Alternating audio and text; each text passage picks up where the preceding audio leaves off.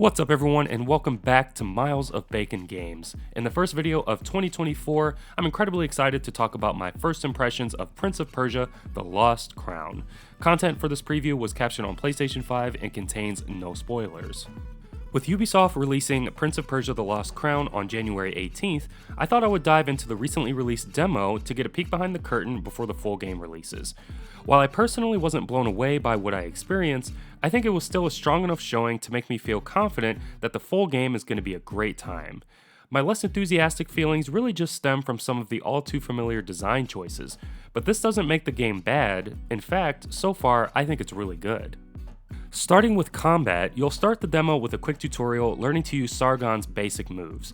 Combat clicked with me really quickly, and I suspect it'll click with you too because it's really simple but still very fun. It's quick and snappy, making it really satisfying to dance circles around your enemies as you chop them up.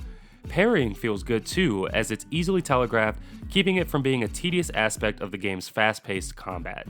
By continuously parrying, you'll be rewarded with the ability to use special attacks known as Athra Surges, which are powerful moves that deal massive amounts of damage.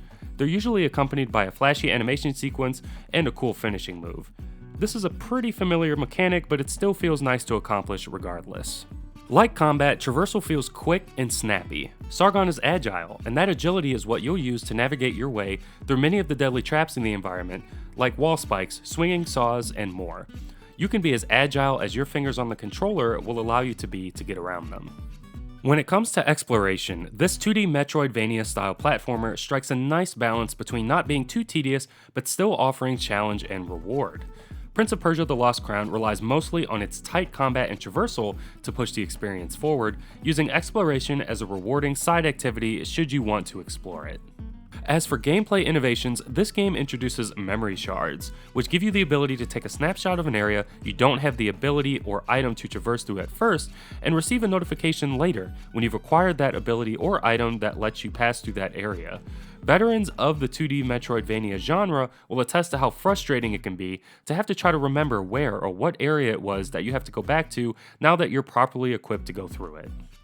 So all in all, I think Prince of Persia: The Lost Crown left a strong first impression with its hour or so long demo.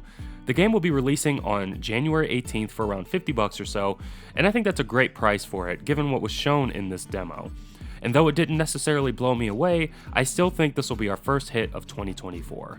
If you want more details on my thoughts regarding the Prince of Persia: The Lost Crown demo, visit MylesOfBaconGames.com for my full preview and first impressions. I'll leave a link to it in the description below.